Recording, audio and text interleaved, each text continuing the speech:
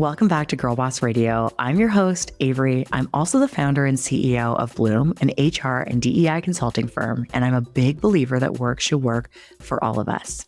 I always love having my friends on the podcast, and I am so excited to introduce you to today's guest, who I've known for almost a decade, Danica Nelson.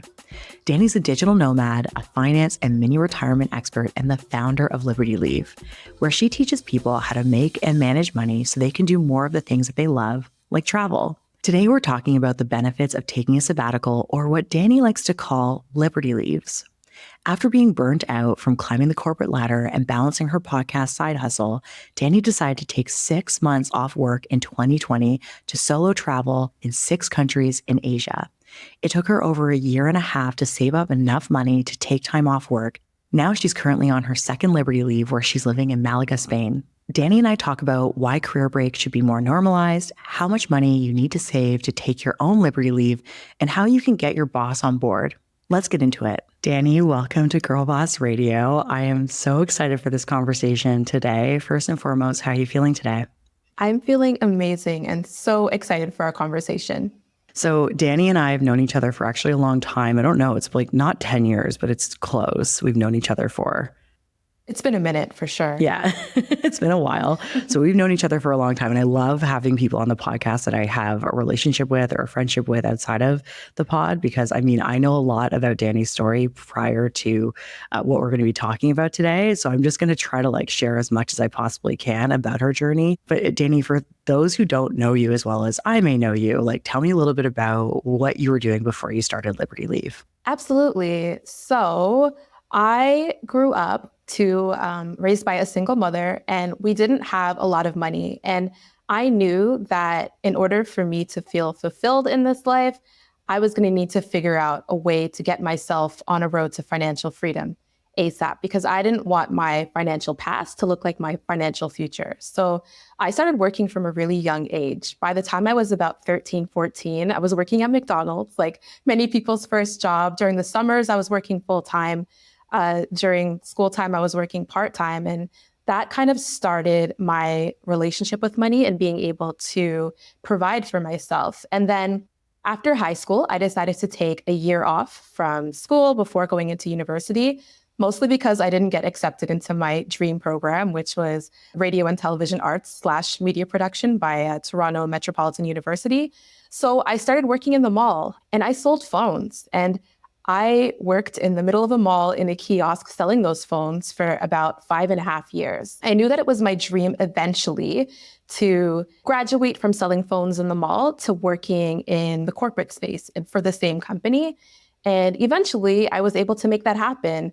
I sent as many email reach outs as I could internally. I did all of the coffee calls, all of the networking, and I was able to land myself an internship at a big telecommunications company in Canada called TELUS. And I landed on the marketing communications team. So I worked at TELUS for a total of 12 years, which is a really long time because I am 33, and it's kind of unheard of these days for someone to stay at a company for so long. But that's really what started my experience in the working world. I love that. And I feel like also, job hopping is super popular nowadays. And that type of tenure is pretty wild. Now I'm curious, what inspired the thought behind Liberty Leave? I was tired. I was very tired, and I was very burnt out. And I started realizing that all of these accolades that I was collecting, whether it was marketing awards or being speakers on panels or just doing all of these cool things, it wasn't really what I wanted the main part of my story to be. A lot of people, when they ask you to tell you about them, they start with their career, their job, and all of the things they're proud of career-wise. And, I just started to realize I didn't want that to be the main part of my story, because I feel like there are so many more interesting things about me than what I do for work. So after realizing that I was tired, I was burning out from trying to climb that corporate ladder, because that's what you're supposed to do. That kind of fits into your traditional lifestyle. I decided, you know what? I need a minute to step back and think about what I really want for myself.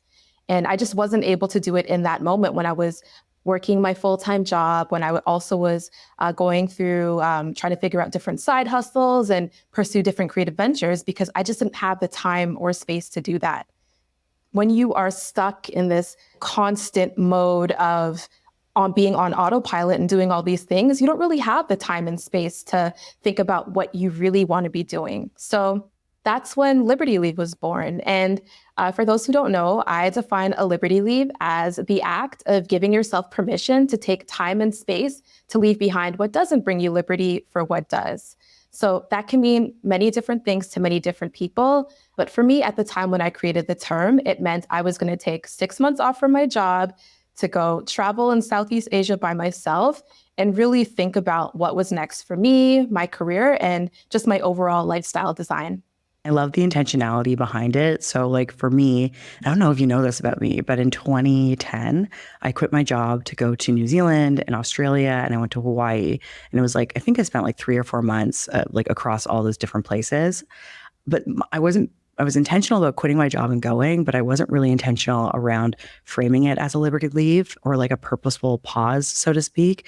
The whole time I was traveling, I was stressed about what I was going to be doing next and what job I was going to be doing.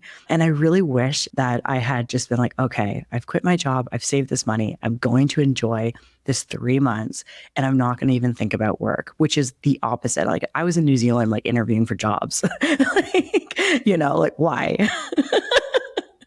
I mean, I understand because I'm a planner. I would typically do that too. But during my Liberty Leave for 6 months, I made the intentional decision that I was not going to overthink it, because overthinking is something that I actually needed to heal from and recover from. So I kind of just planned it along the way. I had a rough idea of the countries I wanted to visit, but I decided, no, you're not booking flights 2-3 months in advance. You're going to, take it how it comes and just kind of enjoy the waves of how it turns out. And I know a lot about your journey because I followed along on Instagram at the time. But before we get into that, why do you think long breaks from work are not normalized today? Yeah, unfortunately, long breaks just don't really fit into our traditional ideas of success. In today's working world, and really for the last hundreds of years, you have a very set amount of vacation, whether that's your 2 weeks, 3 weeks, 4 weeks. And I feel like that's just what's defined as an adequate amount of rest. But for some of us, we need more than that. We need more time and space to really think about, first of all, what's next for us, to recover from burnout, to rest, rejuvenate, come back stronger, come back with new ideas, and just, being revitalized. And it's just really unfortunate that that doesn't fit into the current traditional lifestyle design, which is really you take 2 to 4 weeks of vacation per year. You work your 9 to 5. Once you finish school to when you retire, you only retire in your 60s if you can even afford to. You buy your house. For a lot of people, it's you stay in your city, you get a nice car. And, I just feel like there's a lot of things that are normalized, and that's why people don't really stray off the path, because that's what we're told is acceptable. That's what we're told is the right thing to do. And I think it's important to acknowledge, like, we are in a cost of living crisis. To be able to take a long break is a privilege. And I acknowledge that. But, I do think it's important for, if people can, to just figure out how to make it happen. If it's something they truly need, it can really be a life-changing event. So I know you already mentioned like what inspired you to take your own Liberty Leave. But I'm curious, like, what were some of the key moments that led you to the decision? I also did not have the opportunity to travel much as a child because, again, I had a single mother, and the money that we had, it was for food. We had to feed ourselves. We had to pay rent. We didn't really have the option of having family vacations and things like that. So I feel like I overcorrected when I was able to travel. I didn't want to just travel once or twice a year like, is common. I wanted to travel more often and for longer periods of time. And then I discovered like the digital nomad movement with folks that are, working remotely or working abroad from places in the world where the Canadian or US dollar stretches further, and just really being able to actually stay in these countries for long periods of time to make it happen. So a lot of different discoveries, and just the overall discovery that you don't have to live the traditional way. If you have the courage, you can switch it up and you can do what works for you. Yeah, I love that. And I love how you're really encouraging people to perhaps like have seasons of rest through Liberty leaves. I mean, they're essential for recharging energy, preventing burnout, and boosting creativity. So it's so interesting that it's not like necessarily baked into the way a lot of organizations operationalize around like vacation. I mean, as someone that does a lot of work in HR, I know that this is a really big problem for organizations. But for folks that are listening right now and they're like, oh, damn, okay, Dani, I've been there. I feel you. I'm feeling burnt out. What are the key signs that might indicate that they need to take a Liberty leave? Yeah, I can share my key signs. My nervous system was not regulated. I was constantly anxious. I was obsessed with my to-do list. I was continuously working late hours. I was working weekends. I had no mental clarity. And I was just never happy. I was always overwhelmed, and I knew that I needed something else. I knew that something else was out there for me to kind of correct what was going on for me, but I didn't even have the time or energy or space to think about how do I fix this. And, I've been burnt out, I would say 2 major times in my career so far. The first time when I took my initial Liberty leave, I would say it was not as severe, but last year I actually got burnt out so bad to a point that I had to get doctor's permission to take 8 weeks off from my job because I actually just could not function. So, I think burnout or the need for a Liberty leave will look different for different people. But ultimately, if you don't have the time and space to figure out, I need to do something different, that could be a good indication that you need to carve it out for yourself so you can think of your game plan. So I'm curious, you and I have similar backgrounds. What was your family's response to you going on a Liberty leave? My very Jamaican family to this day thinks that I am not well. Why would you give up all of the things that you had? You had your career, you had your home, you had your cushy job, you had your savings. Why would you give all of these perfect things up that people strive for every day? And really what makes up the ideal life to do something completely different. I love my family, but they are not supportive of the way that I've decided to design my life in kind of this alternate way.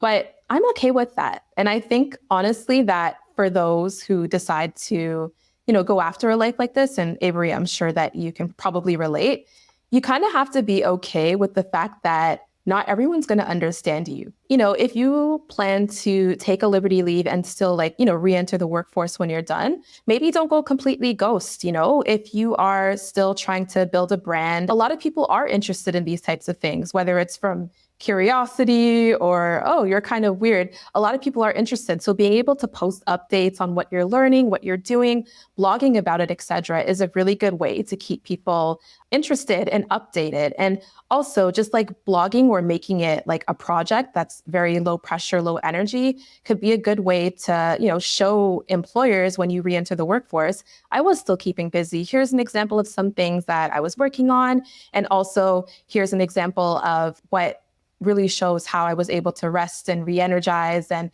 now I'm coming back stronger and more creative than ever. What I love is that people are actually normalizing taking like career breaks or Liberty leaves. Like we saw that big update on LinkedIn, finally, where they held space for people acknowledging that they like took time off to travel or they had a baby. Unfortunately, a lot of recruiters and hiring managers and leaders would like stigmatize people that took time away from work. So there are some very real barriers that influence like people feeling comfortable making this step and the leap to take a Liberty leave because ultimately they're afraid of the way that it might influence the way that future employers might view them. So I'm curious, after your first Liberty leave that I followed along, you did go on to work with another company. So you went to go work with Shopify, which is amazing. How was that interview process? How did you navigate around the conversation about you taking that time away? It was a lot easier than I expected it to be. I thought that I was going to have to almost defend the gap in my career, which a lot of people do. But my interviewer and hiring manager were actually just really impressed. They were really impressed that I was able to navigate that, especially as a solo woman in Asia, kind of just figuring it out by myself. So I hope for everyone who's trying to do something similar, they have an easy and as smooth a process as I did. And what advice do you have for folks that are nervous about taking a Liberty leave because they fear what future employers might feel about it? Like, do you have any tips or advice in terms of how they can frame the time that they took away? Yeah, absolutely. First, I'd like to put out there that I actually returned to TELUS upon coming back from my Liberty leave, and I worked there for, just like a few months after.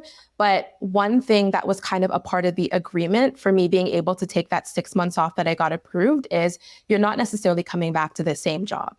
And I think that's important for people to know because it's not guaranteed that everything's going to go back to the way it was before you left, because I actually was given a mat leave coverage. So I took the risk and I went from having a permanent full-time role to covering a mat leave for a year. And then I was going to have to figure out what was next for me. Luckily, I landed the Shopify opportunity, but again, really important for people to realize that it is a risk. And my advice would be for framing it. First of all, when you're asking your manager or support person if you can take this leave, make sure that you're doing really well in your role. That's what I did when I had asked for this leave. I made sure that I was hitting all of my targets. I had a lot of proof to show for it with like quantifiable metrics that I'm going above and beyond in my role. I've been going above and beyond in my role, and this is why I deserve it. And it just made it a lot easier for my leadership to say yes, because they knew that I was putting in the work. I had tenure. I was at the company for 12 years.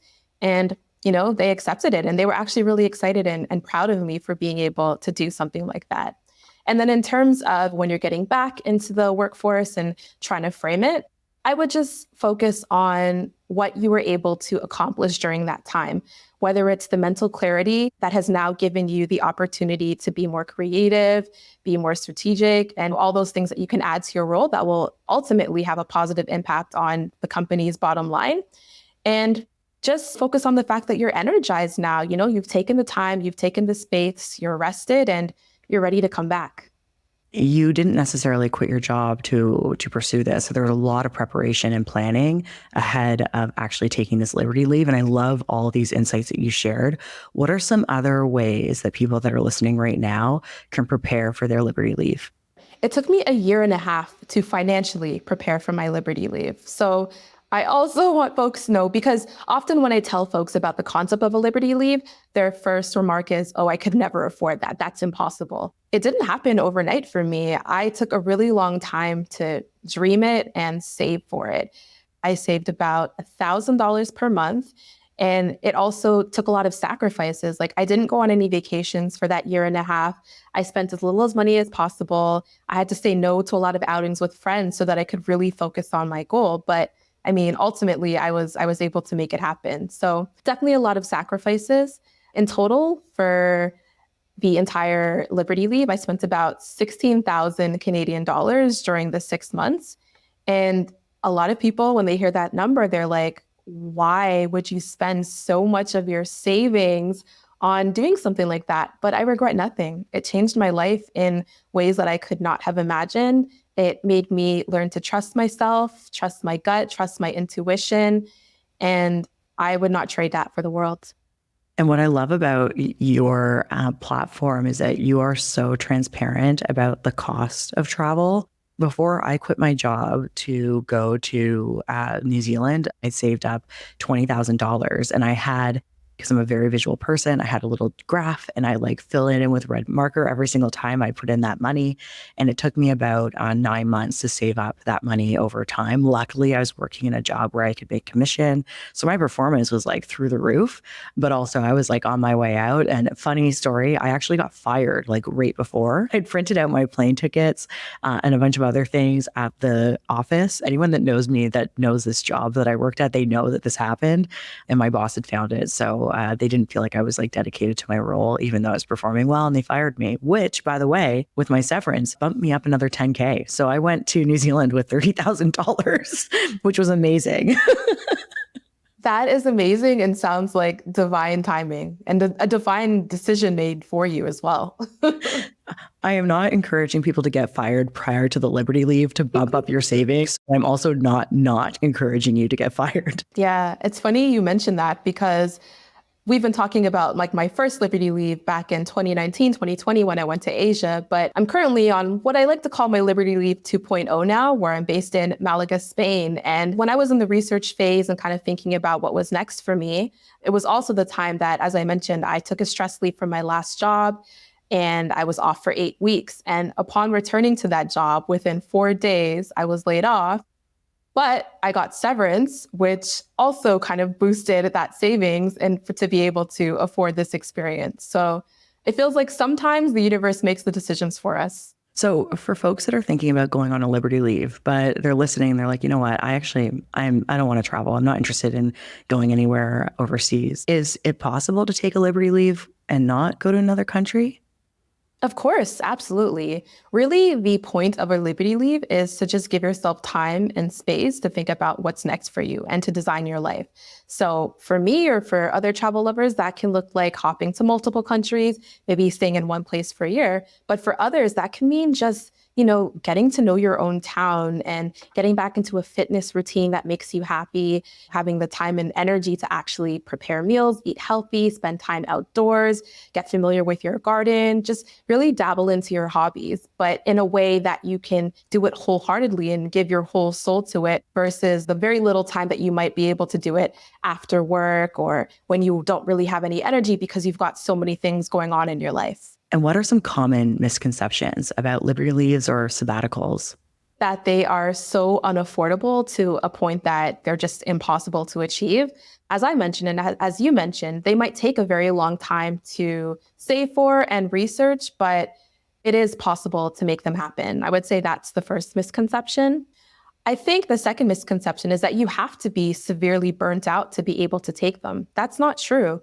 Sometimes you just know that something is out there for you that is not what you're doing right now, and you just need to take a step back to figure out what that thing is. Also, I would say the third misconception is that it's a waste of money, and you should be putting that money towards your retirement savings for when you're 60 plus. And I tell people all the time, we don't know what's going to happen to us. We don't know if we're going to live to retirement age. We don't know that when we reach retirement age, we're going to be able to do all of the things that we want to do. And for me, I think it's important to inject long breaks throughout our lives because that gives us the ability to really take time for ourselves during the different seasons of our lives that can just be so beneficial and so enriching to where we are now. So for folks that are perhaps like navigating a job search right now and they don't even have a job and they're already thinking, damn, I need a Liberty Leave, and they may not necessarily be even close to a position where they can start saving for taking this time away, what would your recommendations be for them? I would say just start your research period and do a good old brain dump. That's how I really like to start these processes. Write down everything that you think could possibly bring you joy, whether that's if it's travel, what countries would you be interested in? And then branch it off from there. What are the costs of living in those countries? If you do plan to take an extended break there, you should probably know how much money you may need to save eventually to be able to make that happen. Write down a list of your hobbies. What would you like to dabble in more during this time that you have to slow down and actually dabble in them more? And also, what behaviors do you want to unlearn during this period? Because another misconception that I think people have about Liberty Leaves is you're going to take it and everything's going to be butterflies and rainbows and amazing. And when you get back, everything's going to be better. That is not the case. I have learned that firsthand. I have learned that if you have a tendency to overwork or not prioritize self-care, to avoid therapy, things like that, nothing is going to get better. Nothing is going to change. And there's this quote that I always think of when I talk about this. It's wherever you go, there you are. And for me, I was in Asia and there were still some behaviors that I really needed to deal with. The root issue of why are you overworking so much? Why do you keep landing in these places of burnout? And that's when I realized, you know what? This is actually an opportunity for me to work with a therapist to understand the underlying issues because nothing is going to get better if I do not. This is just going to be a long vacation if I don't actually work on fixing what the root problem is here. So, just really focusing on working on yourself and how you can change things for the time period of when you do bounce back to your regular life, so you don't get back to a place of potential burnout or just overall dissatisfaction with where your life is going. I love that. And one of the things I also wanted to talk to you about today is there are a lot of people that are listening to this conversation right now that are hiring managers, that are leaders within businesses, that are small business owners, that perhaps maybe have some of their own personal biases towards people that take, extended periods of time away from work, because there is a real impact on a business, especially a small business. But what are some of the tangible kind of evolutions that came out of your first Liberty Leave for you when you went into your job at TELUS, but then also moved on to your role at Shopify? I was 10 times more creative. I had the energy to actually learn a whole new business. I was excited to take on something new, especially after learning to trust my intuition and unlearning a lot of unhealthy behaviors that really followed me for a period of 12 years before that. I came back an entirely new and healthier person, which of course is going to positively impact any business or any role that I join. I feel like you need to build up your risk tolerance as well. A lot of people are inherently risk adverse. You seem like you've been making some and taking some pretty big risks in your career after not taking a lot of professional risk for the first 12 years of your career, which is interesting. How did you go from basically staying in the same spot for so long to taking this massive risk with your source of income and your job? I am terrified every day. I am always so scared, but you know what they say, do it while scared, right? I know that what I'm doing is risky. And I feel like, to your point, I have overcorrected from being at the same company for 12 years to doing a bunch of different things, living in different countries. And I'm terrified all the time. And I want people to know that, because a lot of people listen to me talk and they're like, oh, I can never be like her. She's not afraid of everything. She has it all figured out. I am scared all the time. I often have no idea what's going on, but I think that's a part of life. Embracing the unknown is a real key feature here. And I remember that I met this nomad girl when I was in Chiang Mai, Thailand, and I was telling her how, it's just really scary to me to not know what country I'm going to be in next or what job I'm going to go back to. And she said to me, if you fight the flow of life, you'll drown. And that really always stuck to me, because it's like, we have to just let it happen. We have to take it as it comes and we'll figure it out. Everything is figure outable. And that's really always stuck with me. I can take on anything. I can always figure it out. Yeah, and having that confidence in yourself is so important. And I will say, for me personally, having done a lot of solo travel, going to lots of different parts of the world, scared, and sometimes running up my line of credit in the past or my credit card and just being like, I'm going to do this because I know I'm not going to be able to do this when I'm 60. When we framed this idea around we'll travel when we're older, we'll do these things when we're older, a lot of people don't get to that point. Those who are lucky enough to get to those points where they can travel when they're in their 60s and 70s are maybe not necessarily able to, due to different life circumstances that happen. So as someone that wants to see a lot of the world, wants to experience a lot of the world, I've been really kind of doing it scared. I love that book. It's a bit cheesy, but it's called Feel the Fear and Do It Anyway. I read that book about 10 years ago. I attribute it to one of the reasons why I actually started my business, because I was really scared to start a business, but I was also terrified of going back into corporate and doing full-time work. And it's been a life-changing experience for me. So for anyone that's listening, that's like, I'm loving the idea of this. It sounds really romantic and fun. It's not all that. You have to build up that risk tolerance and be okay with being scared while you're doing it. So what advice do you have for people, women in particular, that are on the precipice of burnout to give themselves permission to take a Liberty Leave? It's a great question. And, I would just want to acknowledge the fact that it is difficult to give ourselves permission to step away, especially when it goes against really everything we've been taught in our normal cookie cutter lifestyle, which is you work until your 60s. I understand and acknowledge that it's difficult, but I would encourage folks to imagine yourself on the other side of a Liberty Leave. Imagine yourself in a place where you had the time and energy to really think about all those things that have been on your to-do list, to really have given yourself the opportunity to explore the possibilities of what your intentionally designed life could look like. A life that you have decided on. It is a life that you have thought is actually perfect for you versus what society tells us is normal. I would also encourage folks to remember that you are not too old and it is not too late. A lot of people think that you are in your 40s, you're too late in your career, you can't risk the career gap. It's just too late to be thinking about changing things up. And that's absolutely not true. We are humans, we are multifaceted, we are multi-passionate, and it is not too late to think about what's next for you or change your life path in a way that is more intentional and aligned with your goals. So I know it's scary, but if this is something that is truly meaningful for you, then you will make it happen.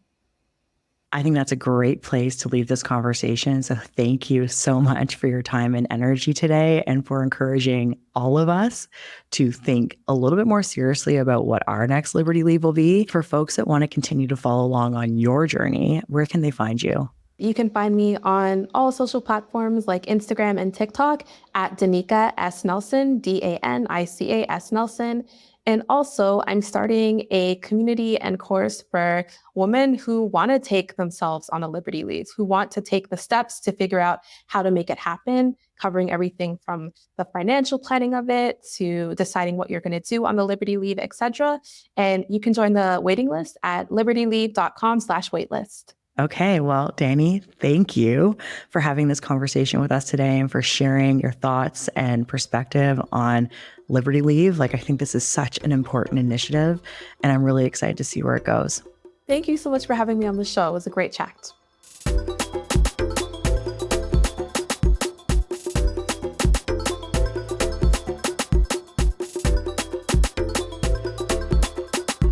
And that's a wrap on my conversation with Dani. It's always so much fun to have conversations with my friends on the podcast. Don't forget to follow along on Dani's Liberty Leave journey on Instagram. I'd love to know what you thought about our conversation, so send us a DM on Instagram at Girlboss Radio and give us a follow for even more podcast content. Tune in next week for another episode with a very special guest, and until then, don't forget to rate it and leave us a 5-star review. I would be very grateful if you did this. As always, this podcast is produced by Victoria Christie and Camilla Nizio and edited by Diego Domine. Until next time, keep blooming.